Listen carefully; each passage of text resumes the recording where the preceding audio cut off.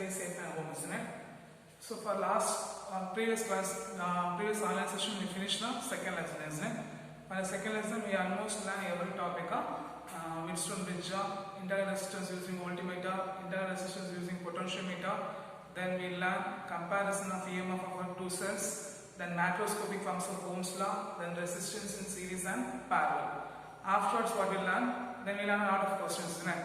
So today, for today's sessions, we are going to see about our third lesson, magnetism and magnetic effect of electric current. What is the topic of magnetism and magnetic effect of electric current? Okay. So today we are going to see the introduction to magnetism. Okay. For this session, we are going to see the introduction to magnetism. So what is magnetism, guys? Any particle which attract each other. Any particle which attract the other particle means the property is called as magnetism. So magnetism is the attracting property, isn't it? What is the magnetism is any attracting particles we call as a magnetic property, isn't it? So the magnetism is present everywhere, like a tiny particle, like an electron to the entire universe, isn't it? The magnetism is present every particle, like a tiny particle, like an electron to the entire universe, in which the term magnetism is derived from the iron ore magnetite. What is the term magnetism is derived from horizon. The term magnetism is derived from the iron ore magnetite Fe2O3. In olden days, the magnetic fields are used for the magnetic property field will be used for navigation, and they use for medical treatment, medical therapy, and also they use for magical shows. Okay, they are also used for magical shows in olden days. In nowadays, every electronic equipment what we are using, from mobile phone, laptop, refrigerators, generators, pen drive, everywhere they are having a magnetism. So after the development of magnetic properties, after the development of magnetic, only electronic development will be happened. So what's the point we say is the magnetism will be present everywhere, from a tiny particle like an electron to the entire universe. The term magnetism is derived from an iron ore magnetite Fe2O3. Okay, and we know that in the 18th century, the electricity and magnetism are two independent subjects in physics. Okay, in the 18th century, the electricity and magnetism are the two independent subjects in physics. In the year 1820, Sir Oersted, he done an experiment. Okay, what's the experiment he has done is when a current carrying wire, when a current carrying wire is placed near the magnetic needle, the magnetic needle will be deflected. So if a magnetic needle will be deflected means whenever the current flowing through the wire, they are developing a magnetic field, so that only the magnetic needle will be deflected. From that, they unify that electricity and magnetism, or they unify the two independent subjects of physics, electricity and magnetism, combined together to form one subject. The subject is called as electromagnetism. What is electromagnetism? So what's the point is till 18th century, the electricity and magnetism are the two independent subjects in physics. After the experiment of Sir Christian Oersted, okay, he is a German physicist. What's the experiment he done means when an electric current passes through the wire, when an electric current passes through the wire, the magnet will be deflected. Why it is deflected? Because whenever the current flowing through the wire, they are producing a magnetic field. So when they are producing a magnetic field, for the magnetic field, the magnet will be deflected. So they unify that the electricity and magnetism are combined together. They form a subject is called as electromagnetism. Okay, we call this electromagnetism.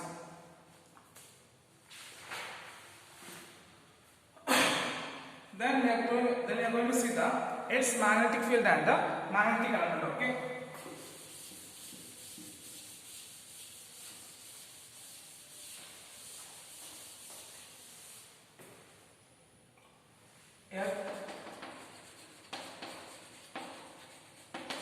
Magnetic field and magnetic element. So lot of scientists, okay, or a lot of researchers explain about Earth magnetic field. Okay, in the year 1600, what is that? In the year 1600, William Gilbert, he said Earth behaves like a giant magnet. Okay, giant magnet. It behaves like a giant magnet, but the theory will be falsified. Why it is falsified means the inside they have a high temperature, so it does not retain the property of magnetic field. So the theory will be falsified. So what's the pointer? First pointer, William Goldwater. The many researchers explain the Earth magnetic field. The first one is in the year 1600, the William Goldwater. What is that? The William Goldwater explained the Earth is the giant bar magnet. What is the Earth is the giant bar magnet. But the theory will be falsified. Why it is falsified means because inside Earth they have a high temperature like a molten lava is there. So the high temperature, the magnetic field will not be retained. So the theory will be falsified. Then afterward, Brewer says that the Earth magnetic field will be produced by what is that? The Earth magnetic field will be produced by the rays coming out from the atmosphere. What is that? Brewer says that the Earth's magnetic field will be produced by what is that? The Earth magnetic field will be produced by the rays coming out from the Earth's surface. So when the rays will be hit the Earth, what is that? When the rays will be hit the equator, the magnetic field will be developed and it move towards the northern hemisphere to southern hemisphere. Move towards the northern hemisphere to southern hemisphere. But this theory also false. This theory also practically failed. Practically failed means practically false. So why it is false means because if it is a ferromagnetic material is there, so this if it is ferromagnetic material is there means it will be happen. But in our research, lot of ferromagnetic material is not there, so this theory also false. So the lot of researchers after the lot of nowadays also lot of research explains nowadays last year they get the Nobel Prize for providing they finding the electromagnetic waves, isn't it? So what's the two concepts we say that the many researchers, what is that? The many researchers explain, what is that? The many researchers explain the what is that? The many researchers explains the Earth magnetic field, what is that? The many researchers explains the Earth magnetic field in which first one is William Gilbert. What is that? William Gilbert he says that Earth is bigger like a gigantic bar magnet, but the theory will be false. Why it is false? Because inside Earth they have a high temperatures. After the William Grover says, he said the rays coming out from the sun. What is that? The rays coming out from the sun, which producing a Earth magnetic field. If it is ferromagnetic material there means we can producing a magnetic field, but that theory also failed. Nowadays also the lot of research explains how the Earth will be having a magnetic field. Okay. Now the branch of physics, what is that? The branch of physics which deals with the Earth's magnetic field. What is that? The branch of physics which deals with Earth's magnetic field is called as geomagnetism or terrestrial magnetism. Okay. So what is the geomagnetism or terrestrial magnetism? So what is the geomagnetism or terrestrial magnetism?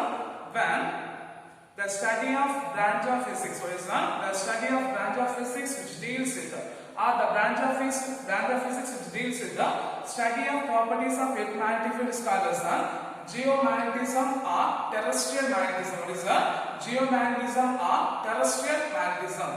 Okay. Then next, in which when we are going to study the magnetic element, we have to know the three important things. Okay. One is the magnetic declination. Then second one is the magnetic dip or inclination, and third one is the horizontal components of Earth magnetic field. These are the three important elements of Earth's magnetic field. Okay, these are the three important elements of Earth's magnetic field. First one is the magnetic declination, second one is the magnetic dip, and third one is the horizontal components of Earth. Okay, here before we go into the topic, we know that every graph we make this will be North Pole, this will be a South Pole, isn't it? So this is called as a geographical North and geographical South. So when the aluminum pointer or when a magnet needle will be suspended means it will be come to the western direction of North Pole and South Pole, isn't it? So the magnetic North Pole of needle is what is that? When an aluminum needle will be suspended means what is that? When the aluminum needle will be freely suspended means it will be come to the direction of North Pole and South Pole, isn't it? Here the magnetic South Pole will be attracted towards the geographical South Pole. What is that? the magnetic needle of what is the magnetic needle of south pole is attracted towards the geographical north pole, and the magnetic needle of north pole will be attracted towards the south pole. So this will be a geographical north and geographical south means this will be called as a magnetic north and magnetic south and magnetic north. Okay, clear? So when aluminum needle, what is when aluminum needle or magnetic needle will be freely suspended, what is when an aluminum needle or magnetic needle will be freely suspended means it will be come to the direction of a magnetic south and magnetic north. Here the magnetic needle of the south pole will be attracted towards the geographical north pole, and the magnetic needle of the north pole will be attracted towards the geographical south pole. Okay, clear? Now we know that the day and night will be occurring like this, isn't it? How it is that because the earth will be revolving around its own axis, isn't it? The earth will be spinning about this, what is the earth will be spinning about its own axis. That axis is called as the geographical axis. Okay, so what is geographical axis? The day and night will be occur. Why it is occur means the earth will be spin about its own axis. The axis is called as the geographical axis. Okay, now the line, the vertical line passing through the geographical axis, what is when a vertical line passes through the geographical axis, that's called as the geographical meridian. Okay, that's called as the geographical axis. Okay, what is this? A vertical line passes through the geographical axis called as the geographical meridian. Okay, that's called as the geographical meridian. And we draw equator. What is when we draw a line which is perpendicular to the vertical axis, that's called as the geographical equator. That's called as the geographical equator. So what's the point? The earth will be revolved about its own axis, that's called as a geographical axis. When a vertical line will be drawn on a geographical axis is called as a geographical medium, and a drawn equator which is perpendicular to the geographical axis is called as a geographical equator. Now when an aluminum will be suspended means it will become like this. Okay, it will become like this because it's not directly moved towards north pole and south pole. So when we draw a line, a magnetic line will be drawn towards the pole, that's called as the magnetic meridian. So this is called as a geographical meridian, this will be a magnetic meridian, and the line will be drawn on the surface is called as the magnetic equator. A perpendicular line, what is that? A perpendicular line will be drawn equator to the surface, that's called as the magnetic equators. Okay, clear? So what are the points here is the geographical axis, geographical meridian, geographical equator. Then magnetic meridian, magnetic equator. First, geographical axis. What is geographical axis? When an earth will be spin about its own axis. What is that? When earth will be spin about its own axis, that's called as the geographical axis. So the line joined between the vertical line drawn on a geographical axis is called as the geographical meridian. Then a equator line, a perpendicular line drawn on equator, that's called as the geographical equator. Now when you suspend the aluminum needle means it will become to the rest of this portion. So the line, the vertical line drawn on a magnetic node is a vertical line drawn on a line that's called as the magnetic meridian, and the line which is not perpendicular to the axis that's called as the magnetic equator. Okay. What we are saying is, then only we are going to see for the magnetic declination, magnetic dip, and also the components of the magnetic field. Okay. First, magnetic declination. Okay. The magnetic declination is the angle between. What is the angle between the magnetic meridian at a point and the geographical meridian? What is the angle between? What is meant by magnetic meridian? Magnetic declination. The angle between the what is the angle between the magnetic meridian at a point and the geographical meridian. What is and the geographical meridian is called as magnetic declination. Magnetic declination. At poles, the magnetic declination will be maximum. At the equator, the magnetic declination will be minimum. For our Chennai, the magnetic declination will be minus 1.8 degree west. Okay, minus 1.8 degree west. It will be negative. Okay. So what is meant by magnetic declination? The angle between what is the angle between the magnetic meridian at a point and the geographical meridian. Magnetic meridian at a point and the geographical meridian is called as the magnetic declination. At poles, they have the maximum magnetic declination. At the equator, they have the minimum declination. So for our Chennai, they have a minus 1.8 degree west. The next one is the magnetic dip. Okay. The total or angle separated by what is the angle cut by or angle separated by the total S magnetic field is the the angle subtended by the total Earth's magnetic field. What is the total Earth's magnetic field with the magnetic meridian is called as a magnetic dip. So what is meant by magnetic dip? The angle subtended by Earth's magnetic total Earth's magnetic field in a magnetic meridian is called as a magnetic dip. And third one, horizontal components. The components of Earth magnetic field. What is the components of Earth magnetic field? So we take one point. In point, the Earth magnetic field will be resolved into two components. The horizontal components of Earth magnetic field. What is the horizontal components of Earth magnetic field is called as the components of Earth magnetic field in a horizontal direction. The components of Earth magnetic field in a horizontal direction is called as horizontal components of Earth magnetic field. Then the components of Earth magnetic field in a vertical direction is the components of Earth magnetic field in a vertical direction is the components of Earth magnetic field in a vertical direction is called as vertical components of Earth magnetic field. So what is horizontal components and vertical component of Earth field? The components of Earth magnetic field. What is the components of Earth magnetic field in a horizontal direction is called as horizontal components. The components of Earth magnetic field in a vertical direction is called as vertical components of Earth magnetic field. So BE is equal to, okay, what is that? BE is equal to B into cos I. Vertical B into sin. When we relate that, what do you get? Sin I by cos I is equal to, sin by cos is equal to BB by B. Sin by cos tan. So tan I is equal to BB by B. Okay? Clear? Clear. Now, at the poles. What's the point? And we are going to see the poles.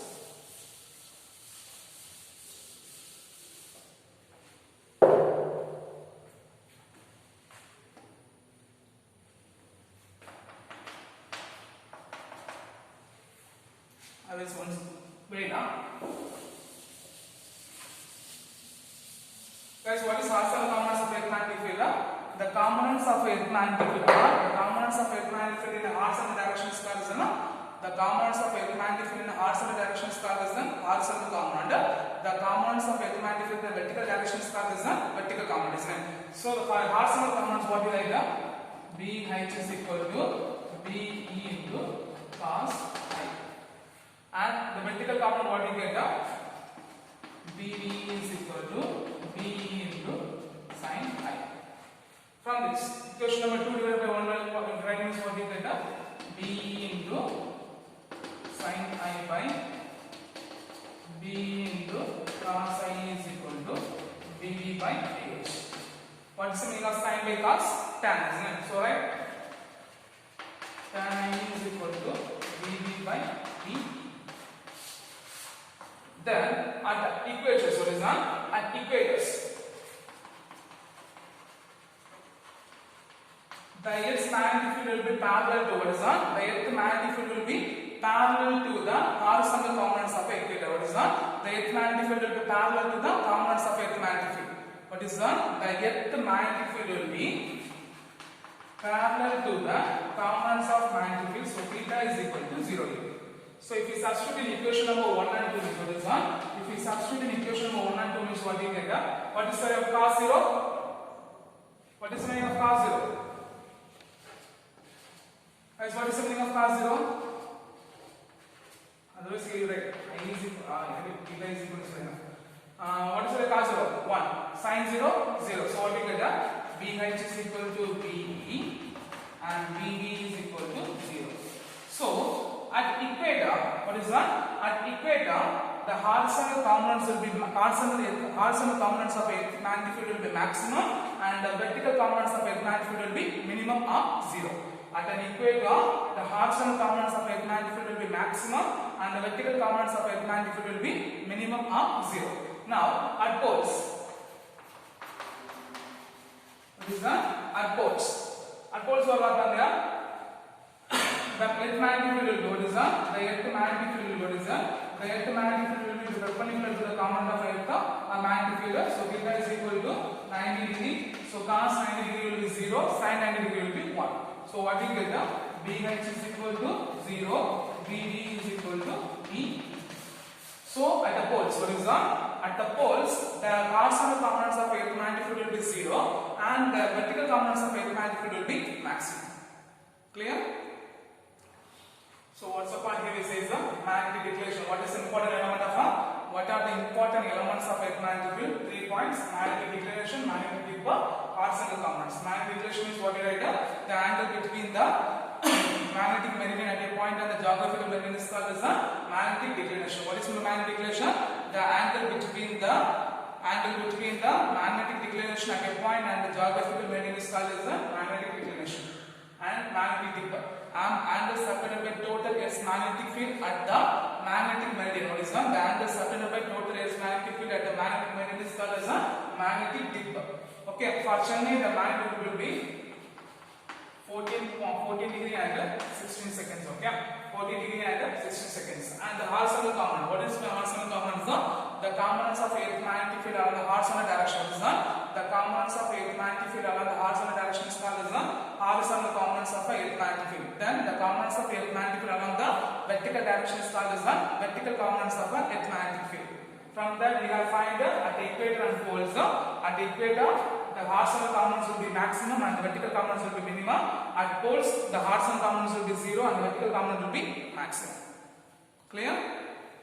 Clear.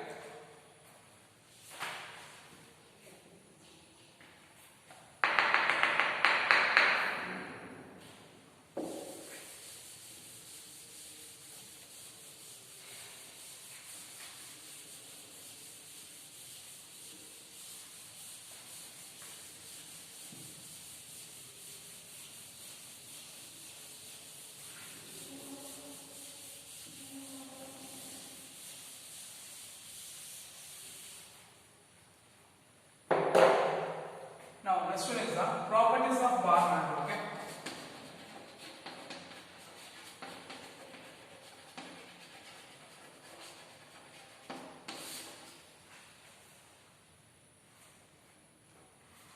So we take a bar magnet. What is that? We take a bar magnet having a south pole, north pole. Having a south pole and north pole. Having a south pole and north pole. Each pole of QM be the each pole stand. What is that? QM be the each pole stand separated by distance of 2m. Separated by distance of 2m. So consider a bar magnet having a south pole and north pole. Each pole having a pole strength of QL. Each pole having a pole strength of QM separated by distance of 2m. So the first property is the magnetic dipole moment. What is that? First property is the magnetic dipole moment. The magnetic dipole moment is defined as what is that? The magnetic dipole moment is defined as product of its pole strength and their distance between them. What is that? Product of their pole strength and magnetic length. Product of their pole strength and magnetic length. Okay. So what is the dipole moment? The dipole moment is defined as what is that? The dipole moment is defined as the product of their pole strength and what is that? The product of their pole strength and magnetic length. Okay, so the dipole moment P is equal to what is that? The dipole moment P is equal to product of the pole strength into magnetic length QM into 2M. QM into 2M. Strength will be ampere. So A is what? The unit of a dipole moment is equal to what is that? The unit of a dipole moment is equal to ampere meter square. What is that? The unit of a dipole moment is equal to ampere meter square. So guys, what is the dipole moment? The dipole moment is defined as magnetic dipole moment is defined as the product of its pole strength and what is that? Product of its pole strength and magnetic length. So P is equal to QM into 2M and the unit of dipole moment is equal to ampere meter square. The next one is the magnetic force. So here bar magnet is the under bar magnet another magnetic material will be attracted and the region we consider is a magnetic force. So we take a bar magnet or a magnetic material, move towards the substance, move towards the bar magnet. At one point, it will be attracted, isn't it? That point, the space of it, the region of space, what is that? The region of space, the magnetic force will be feeling or excited. That point is called as the magnetic force. Otherwise, for definition, we can say is that the magnetic force will be defined as the force experienced by, what is that? The force experienced by unit pole strength. So what is the magnetic force? The magnetic force will be defined as what is that? The magnetic force is defined as what is that? The magnetic magnetic force is defined as the force experienced by unit pole strength. What is that? The force experienced by unit pole strength. So what's the formula for magnetic force? Magnetic force is defined as, what is that? The magnetic force is defined as, okay, force experienced by, what is that? The force experienced by, the magnetic force is defined as the force experienced by unit pole strength. The force experienced by unit pole strength. Force experienced by unit pole strength. Okay. And the unit of magnetic force is equal to Newton ampere per meter. So first we see the 2 point. What are 2 point? He says that dipole moment and magnetic force. What is dipole moment? The dipole moment is defined as, what is that? The dipole moment is defined as product of its pole strength and the magnetic length. Product of its pole strength and the magnetic length. Second one is the magnetic force. What is the magnetic force? The magnetic force is defined as force experienced by, what is that? Force experienced by unit pole strength. Force experienced by unit pole strength. The next one is the types of magnets. Okay.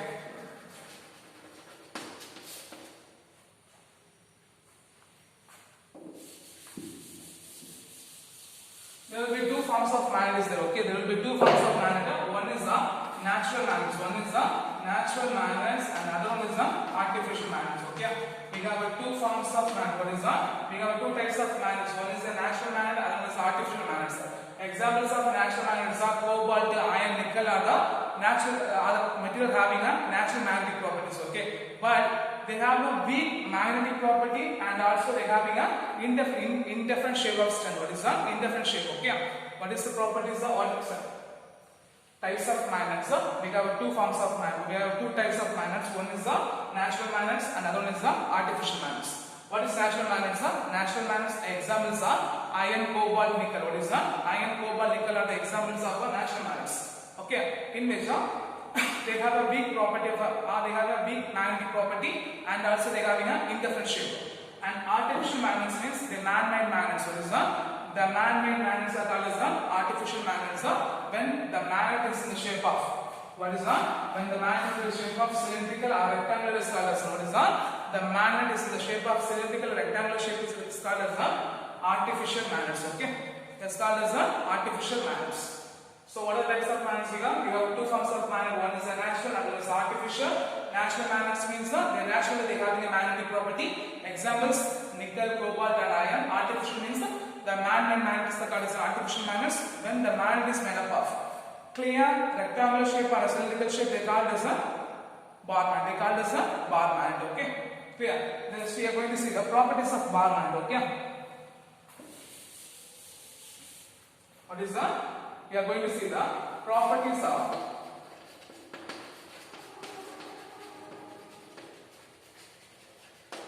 bar magnet. First one, when a bar magnet will be freely suspended means, what is that? When a bar magnet will be freely suspended means it will be come to the direction of north to south. So what's the first point? When a bar magnet will be freely suspended means it will be come to the direction of north to south. And second point, at the poles, what is that? At the magnet attracts other magnet or other magnetic property at the poles. In having a large magnetic property at the end of our poles of a bar magnet. Okay, at the end at the poles they having a high magnetic property. So a bar magnet attract the other magnet or other magnetic substance at poles. So they having a high magnetic property. What is that? They having a high magnetic property at the poles. Okay. And third one, when the bar magnet will be broken into 2 pieces means, what is that? When the bar magnet will be broken into 2 pieces means they behave like a separate bar magnet. They behave like a separate bar magnet. So when a bar magnet will be broken into 2 pieces means the broken piece of bar magnet will be act as a separate bar magnet. For example, here it will be south and north pole. When it is broken means it will be south pole, north pole, this will be south pole and north pole. Now, the fourth point, the poles of a bar magnet. What is that? The poles of a bar magnet having a equal pole strength. Okay, the poles of a bar magnet having a equal pole strength. What is that? The poles of a bar magnet having a equal pole strength. What is that? the poles of a bar magnet. What is that? The poles of a bar magnet which having a equal pole strength. Okay, the poles of a bar magnet they having a equal pole strength. And the final point. Okay, the total length of a bar magnet. What is that? The total length of a bar magnet. What is that? The total length of a bar magnet is called as the geometric length. Okay, and the total distance of the total length of a poles is called as the magnetic length. Okay, so the magnetic length will be almost slightly lesser than the geometric length. So if a geometrical length, what is the geometrical length by magnetic length is equal to 5 by 6, it is equal to 0.8. Okay, so what are the 5 properties of bar magnet? We say that the first point, when the bar magnet will be freely suspended means it will be come to the direction of north pole to south pole. And the poles, what is that? The magnet will be attract other magnetic property at the poles. So they having a high magnetic strength at the poles. And third point, when the bar magnet will be broken means it will behave like a separate bar magnet. So it behave like a separate bar magnet. And fourth point, each pole is having an equal pole strength. And fifth point is the total distance or the total length of a bar magnet is called as the geometrical length. The total length of the poles are called as the magnetic length. So the geometrical length by magnetic length is the magnetic length by geometrical length. What is that? The magnetic length by geometrical length is equal to 5 by 6, which is equal to 0.8. Okay. The next one.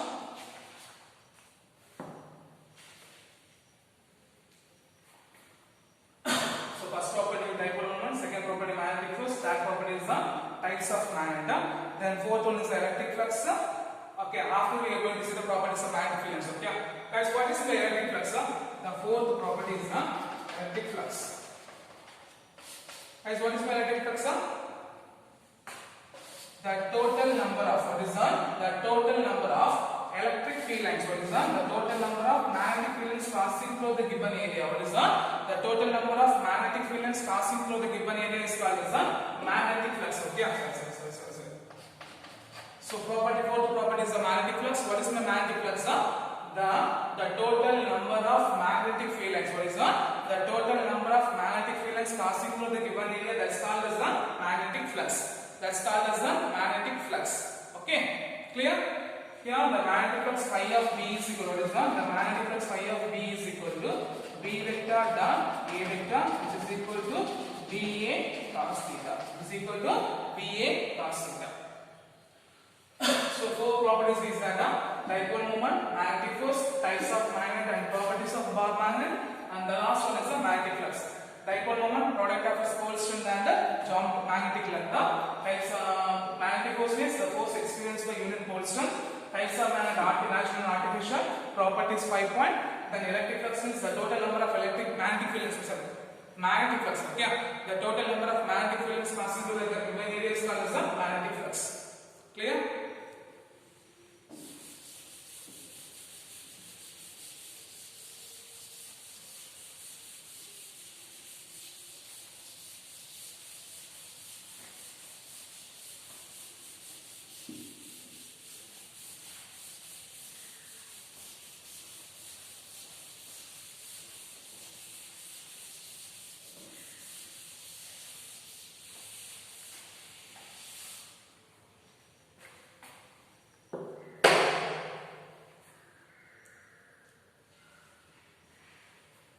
So the next one is properties of magnetic field lines. Okay, properties of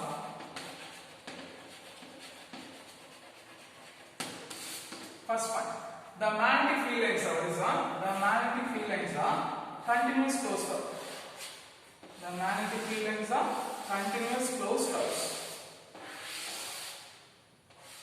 in which the magnetic line starts from outside the bar magnet. The magnetic line starts from north pole to south pole. The outside the bar magnet, the magnetic field lines start from north pole to south pole. At the same time, inside the bar magnet moves from south pole to north pole. So what's the first point? The magnetic field lines. What is that? The magnetic field lines are continuous closed curve. Magnetic field lines are continuous closed curve, in which the magnetic field lines start from north pole to south pole, and inside the bar magnet it moves from south pole to north pole. First point. Second point, the direction of magnetic field at a point. What is that? The direction of magnetic field at any point. The direction of magnetic field at any point, which by drawing a tangent line to the curve, by drawing a tangent line to the curve, which gives the direction of magnetic field, which gives the direction of magnetic field. So the direction of magnetic field at any point which gives the, or by drawing a tangent line at a point, by drawing a tangent line at a point. Okay, and third point, the magnetic field lines never intersect. The magnetic field lines never intersect. What is that line?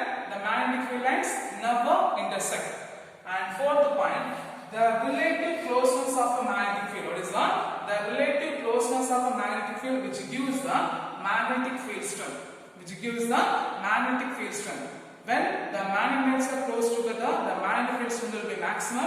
When the magnetic field lines are apart, the magnetic strength will be lower.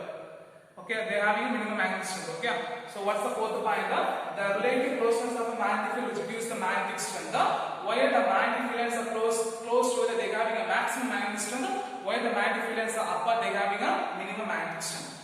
So what are the four properties of magnetic field lines? First property, magnetic field lines are continuous closed curve. Outside the bar it moves from north to south. Inside the bar it moves from south to north.